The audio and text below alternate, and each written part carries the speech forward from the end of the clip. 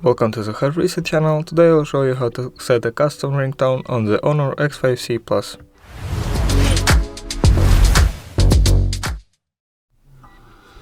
So first of all, open settings with the shortcut here, or if you don't see it, simply scroll down from the top right corner and press this little button to open settings. When you're in settings, go to sounds and vibration.